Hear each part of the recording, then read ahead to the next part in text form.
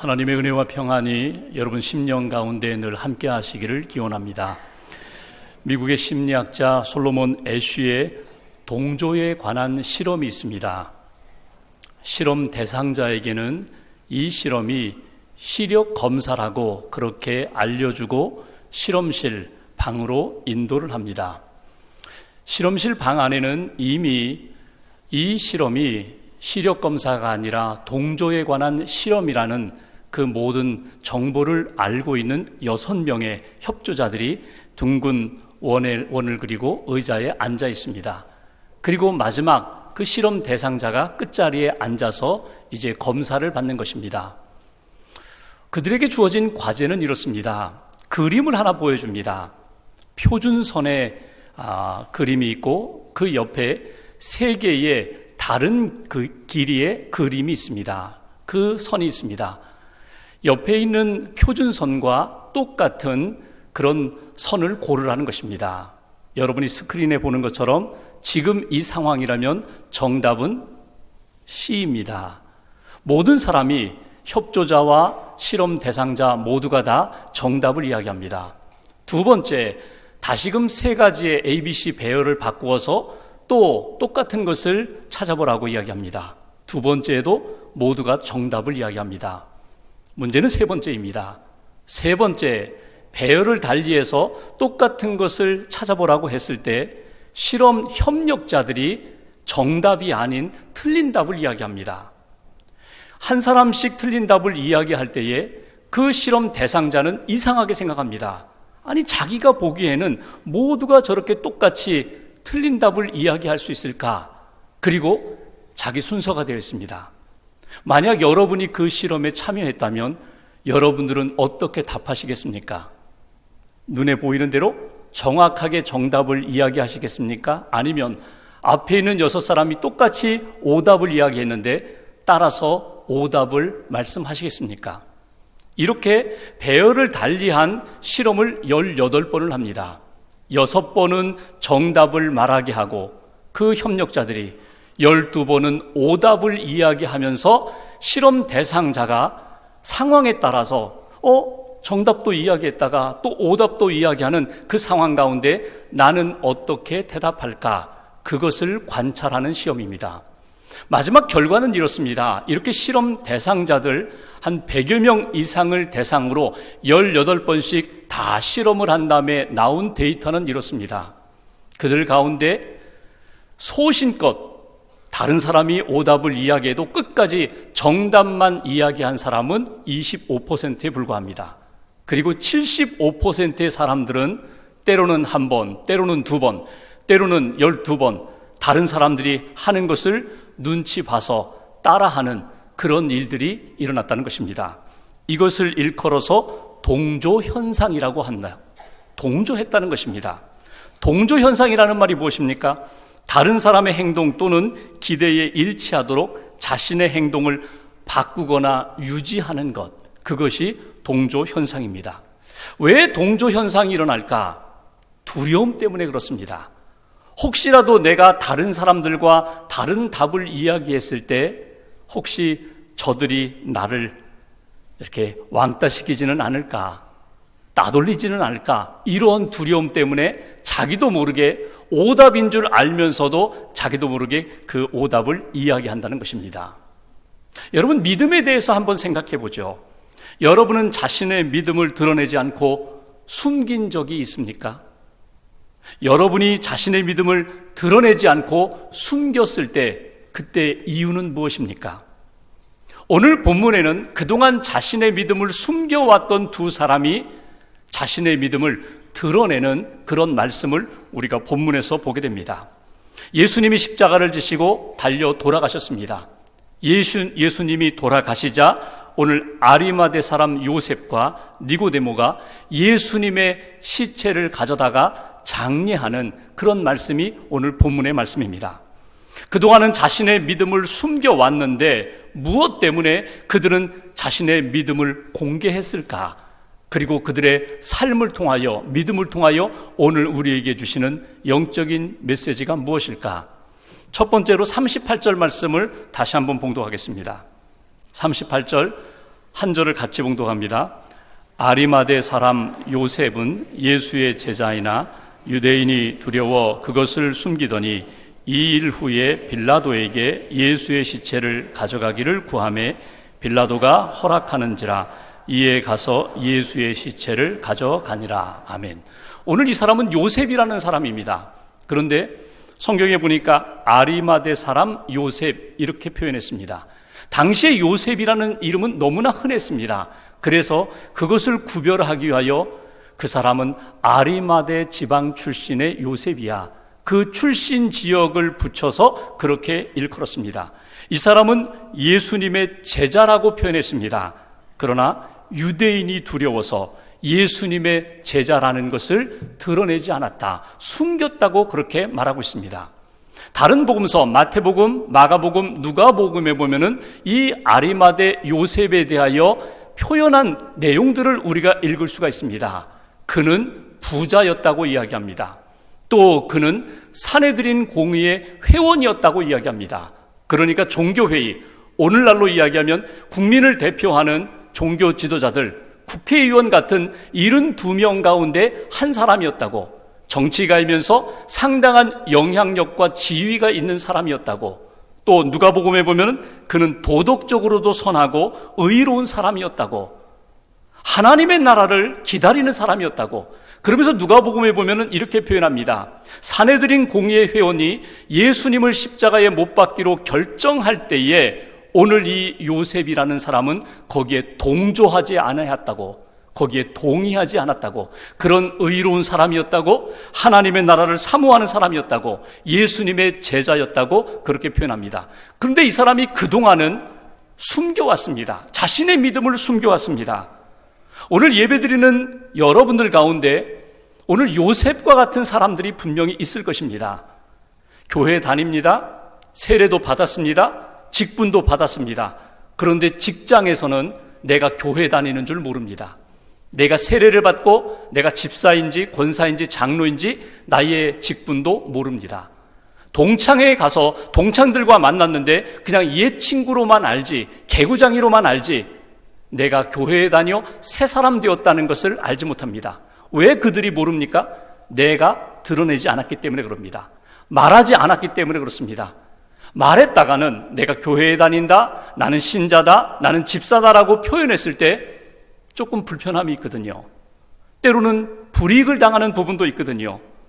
불편할까봐, 불이익을 당할까봐, 그 사람들이 교인된 나를 이상한 눈초리로 바라볼까봐, 그것이 두려워 내가 신자임을 감추고 그냥 이렇게 편하게 신앙생활하는 분들도 있을 것입니다. 오늘 아리마대 사람 요셉이 바로 그런 상황입니다. 자기가 지금 누리고 있는 이 모든 것들 아직 내려놓고 싶지 않습니다. 믿음은 있는데 그 믿음을 숨기고 지금 내가 이렇게 편하게 살고 있다는 것입니다. 그런데 이렇게 편하게 숨어서 신앙생활하던 이 요셉이 자기의 믿음을 드러내게 됩니다. 어떤 상황에? 예수님이 십자가에 달려 돌아가시자 마가복음 15장 43절에 보면은 아리마대 사람 요셉이 와서 당돌이 빌라도에게 들어가 예수의 시체를 달라고 요구했다는 것입니다. 당당하게, 당돌이라는 말이 무엇입니까? 마음을 담대하게 먹었다, 당당하게 가서 내가 예수의 제자이니 예수의 시체를 나에게 달라고 빌라도에게 당당하게 요구를 합니다. 커밍아웃이라는 말이 있죠. 자기의 실체를 다 드러내는 거예요. 사실은 내가 예수의 제자입니다. 사실은 내가 예수님을 늘 바라보고 따랐던 사람입니다. 사실 나는 믿음 있는 사람입니다. 자신의 믿음을 드러내는 그런 모습을 보게 됩니다. 그렇다면 왜 요셉이 자신의 믿음을 그동안 숨겨왔는데 이렇게 드러내게 되었는가? 다시 한번 38절 말씀을 보십시오. 본문에 보면 중반부에 이런 표현이 있습니다. 유대인이 두려워 그것을 숨기더니 이 일 후에 빌라도에게 예수의 시체를 가져가기를 구했다. 이 일이라는 것은 무엇입니까? 예수님이 십자가를 지신 사건을 의미합니다. 예수님이 십자가상에서 어떤 기도를 드리셨는지, 그 십자가의 고통을 어떻게 받으셨는지 요셉은 다 지켜보고 있었다는 것입니다. 그리고 예수님이 십자가에 달려 돌아가시자 믿음으로 자기의 숨겼던 믿음을 드러내면서 당당하게 예수의 시체를 달라고 요구하는 그런 모습을 본문에서 우리는 읽게 됩니다. 오늘 이 말씀을 통하여 우리에게 주시는 첫 번째 메시지가 있습니다. 우리 안에 믿음 때문에 찾아오는 두려움, 믿음을 드러내기에 부담스러운 그런 두려움, 그 두려움을 어떻게 극복할 수 있을까? 오늘 예수 그리스도의 십자가의 복음을 믿음으로 두려움을 극복할 수 있다고, 믿음으로 두려움을 극복하라고 우리에게 가르쳐주고 있습니다. 우리에게 찾아오는 믿음의 삶을 살 때에 찾아오는 여러 가지 두려움과 불안이 있습니다. 믿음 때문에 당하는 불이익과 손해가 있습니다. 그것 때문에 숨기고자 했던 요셉과 같은 그런 길을 걸어가는 우리들에게 성경은 우리에게 이렇게 말씀합니다. 요셉처럼 십자가의 예수님을 만나고 당당하게 믿음을 드러내라는 것입니다. 그 두려움을 극복하라는 것입니다. 십자가의 신앙이 두려움을 이기게 한다. 예수님을 만나는 방법이 많이 있습니다. 기적을 통하여 만날 수가 있습니다. 말씀을 통하여 만날 수가 있습니다. 예수님 시대에도 많은 사람들이 예수님의 놀라운 기적을 보면서 이분은 하나님의 아들이었도다. 예수님의 산상수훈과 그 천국의 비유를 들으면서 이분은 하나님의 아들이었도다. 기적을 통하여, 말씀을 통하여 예수님을 만나고 하나님을 만나고 믿음을 가질 수가 있습니다. 그런데 이런 기적과 말씀, 뿌리내리지 못한 말씀을 듣는 것만으로 믿음의 견고한 사람이 되기가 어렵습니다. 그래서 오늘 요셉을 통하여 우리가 배우게 되는 것은 십자가의 예수님을 만나야 된다는 것입니다. 십자가의 예수님이 사랑하며 용서하시는 그 기도 다 내려놓으셨습니다. 기적을 행하지 않으십니다. 더 이상 큰 이야기 하지 않으십니다. 말씀하지 않으십니다. 하나님 앞에 모든 것을 맡기면서 다 이루었습니다. 내 영혼을 받아주옵소서. 구원의 사역을 내가 십자가에 죽는 것으로 다 이루었습니다. 이 모습을 요셉이 바라보았습니다. 십자가의 예수님을 만나면서 그가 자신의 믿음을 숨기지 않고 드러냈다는 것입니다. 결국 우리를 믿음의 사람으로 변화시키는 것은 십자가의 은혜와 십자가의 복음과 십자가의 능력과 신비입니다. 그래서 우리는 계속 점검하게 됩니다. 혹이라도 불이익을 당할까봐, 불편할까봐, 사람들, 세상들의 눈총 받을까봐 숨겨왔던 우리의 믿음, 여러분 담대함으로 예수님을 바라보고 십자가의 예수님을 만나면서 우리의 믿음을 드러내야 한다는 것입니다. 십자가의 복음을 머리로만 알았는데 내 심장 가운데 그 보혈의 은총을 받아들이고 체험해야 한다는 것입니다. 나를 위하여 죽으신 십자가, 나를 위하여 흘리신 십자가의 보혈, 십자가의 죽으심으로 말미암아 내가 생명을 얻었고 새 사람이 되었고 하나님의 자녀가 되었다는 것을 날마다 확인해야 한다는 것입니다. 제자들 다 뿔뿔이 흩어졌습니다. 두려움 때문에. 그런데 오히려 요셉이라는 사람은 예수님께 나아갑니다. 예수님의 시체를 달라고 당당하게 요구하는 그 믿음을 보면서 여러분 안에 찾아온 두려움을 믿음으로 뛰어넘을 수 있는 하나님의 사람들, 주님의 제자들 되시기를 주님의 이름으로 기원합니다. 오늘 말씀을 통하여 우리가 또 하나 배우게 되는 영적인 메시지가 있습니다. 39절 말씀 보십시오. 한 절을 같이 봉독합니다. 일찍이 예수께 밤에 찾아왔던 니고데모도 모략과 침향 섞은 것을 100리트라쯤 가지고 온지라. 오늘 또 하나 등장하는 사람이 있는데 그 사람이 니고데모라는 사람입니다. 그런데 오늘 19장 39절에 보면 일찍이 예수께 밤에 찾아왔던 니고데모. 여러분 니고데모 하면 딱 떠오르는 장면이 있죠. 요한복음 3장에 밤중에 예수님께 찾아와서 거듭남에 대하여 물었던 제자입니다. 구도자입니다. 어떻게 하면 내가 구원함을 받을 수 있습니까? 어떻게 하면 거듭날 수가 있습니까? 예수님이 말씀하시죠. 사람이 물과 성령으로 나지 아니하면 하나님의 나라를 볼 수 없다. 하나님의 나라에 들어갈 수 없다. 그럼 내가 어머니 뱃속에 들어갔다 나와야 합니까? 너는 선생이라고 하면서 사내들인 공의의 회원이라고 하면서 너는 그것도 알지 못하느냐? 물과 성령으로 거듭나야 한다. 말씀을 들었어요. 말씀을 받았어요. 믿음의 길, 구원의 길을 받고 그는 조용히 사라졌습니다. 그리고 등장하지 않다가 요한복음 7장에 다시금 니고데모가 등장합니다.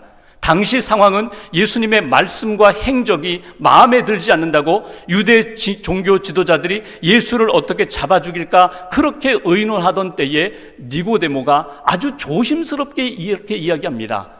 예수, 그분은 그렇게 십자가에 죽을 뿐이 아니라고. 예수님을 오히려 변호합니다. 변론하는 니고데모의 모습으로 나타납니다. 그러다가 오늘 본문 19장에 당당하게 예수님의 장례 용품을 가지고 오늘 예수님의 장례식을 준비하고 참여하는 니고데모, 믿음을 드러내는 숨겨왔던 밤에만 다니던 제자였던 니고데모가 오히려 빛 가운데 나오는 그 모습으로 오늘 본문에 나타나는 것을 우리가 보게 됩니다. 오늘 본문 39절에 보면 이런 표현이 있죠. 중반부에 밤에 찾아왔던 니고데모도 그러니까 요셉이 자신의 믿음을 드러내는 것을 보고 니고데모도 자신의 믿음을 드러냈다는 것입니다. 오늘 본문 여기에서 한 가지 우리가 얻게 되는 영적인 메시지가 있습니다. 아리마대 요셉, 그 사람의 공개적인 믿음, 바른 믿음, 신실한 믿음, 희생하는 믿음이 선한 영향력으로 나타났다는 것입니다. 그래서 오늘 희생으로 영향력을 나타내는 믿음의 사람이 되십시오. 내가 예수 그리스도를 믿고 예수님의 길을 걸어가면서 바른 믿음, 건강한 믿음, 생명력 넘치는 믿음을 지킬 때에 나의 믿음, 나의 삶을 보고 많은 사람들이 영향을 받게 된다는 것입니다. 선한 영향력을 발휘하는 믿음의 사람이 되라고. 오늘 요셉의 믿음을 분명히 니고데모는 보았을 것입니다.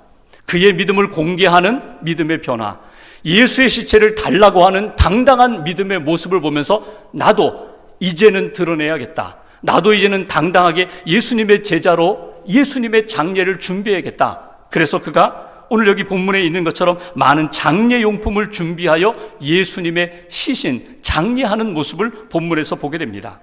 여러분, 내가 믿음의 바른 길을 걸어갈 때에 나를 통하여 선한 은혜와 영향을 받는 많은 사람들이 내 주위에 있다는 것을 여러분 놓치지 마십시오. 여러분 자신의 믿음이 건강합니까? 여러분 자신의 믿음이 구원의 확신을 가진 믿음입니까? 그럼 여러분 예수님을 분명히 만나신 거고, 또 하나는 여러분들을 양육하고 여러분들을 지도한 신실한 그리스도인들 한 사람을 적어도 여러분들은 만났다는 증거입니다. 그 사람의 믿음을 배우고 그 사람의 믿음의 길을 닮아가면서 예수님의 길을 여러분들이 걸어오셨어요. 내가 믿음의 길을 잘 걸어갈 때 내 주변에, 내 뒤에 나를 바라보는 자녀들, 친구들, 이웃들, 성도들이 많이 있다는 것을 여러분 항상 의식하여야 합니다. 내가 어떤 말을 하는지, 내가 어떤 행동을 하는지, 내가 하나님 앞에 어떤 신실함으로 신앙생활하는지 나를 보고 있다. 하나님이 보고 계시고 주변에 있는 많은 사람들이 보고 있다는 것을 여러분 놓치지 마셔야 돼요. 마가복음 15장 43절에 보면 아리마대 요셉에 대하여 표현하면서 이런 표현을 썼습니다. 그는 존경받는 공회원이었다. 존경받는 공회원이었다. 그 얘기 뭡니까? 믿음의 사람들뿐만 아니라 믿지 않은 세상 사람들도 아이고 요셉은 틀림없어, 정직해, 의로운 사람이야, 사랑이 많은 사람이야, 신실한 사람이야, 이렇게 인정받았다는 거예요. 그렇게 인정받음으로 그의 믿음의 변화가 나타났을 때 믿음이 흔들리던 사람, 믿음이 연약한 사람, 믿음을 숨기던 사람, 아직 믿지 않는 사람들도 그 요셉의 선한 믿음의 영향력을 따라서 움직이는 그런 역사가 나타났다는 것입니다. 오늘 우리들의 삶 가운데 그런 희생을 통하여 믿음의 선한 영향력을 발휘하는 그런 하나님의 사람들 되시기를 주님의 이름으로 기원합니다. 마지막 한 가지 41절 말씀 보십시오. 41절 한 절 같이 봉독합니다. 예수께서 십자가에 못 박히신 곳에 동산이 있고 동산 안에 아직 사람을 장사한 일이 없는 새 무덤이 있는지라. 그 무덤에 예수님을 장사 지냈다. 오늘 여기 새 무덤, 누가 준비한 무덤입니까? 아리마대 사람 요셉이 준비한 무덤이에요. 누구를 위하여? 자기를 위하여 준비한 무덤입니다. 유대인들은 전통적으로 가족묘를 씁니다. 동굴에 할아버지가 돌아가시면 거기에 장례 지내고 그 다음 아버지, 그 다음 손주들, 온 가족이, 가문이 그렇게 사용하는 무덤입니다.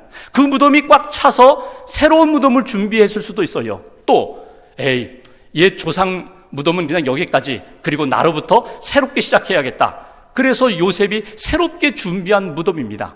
거기에 내가 먼저 들어가고 그 다음에 나의 후손들이 들어가야지. 그렇게 준비한 무덤이에요. 근데 예수님이 돌아가시자 자기 무덤을 예수님께 드렸다는 거예요.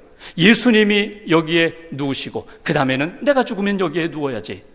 여러분, 이 아리마대 요셉의 이 새 무덤을 준비한 것을 오늘 성경을 통하여 우리가 교훈을 얻게 된다면 최선의 것으로 주님께 드린 사람입니다.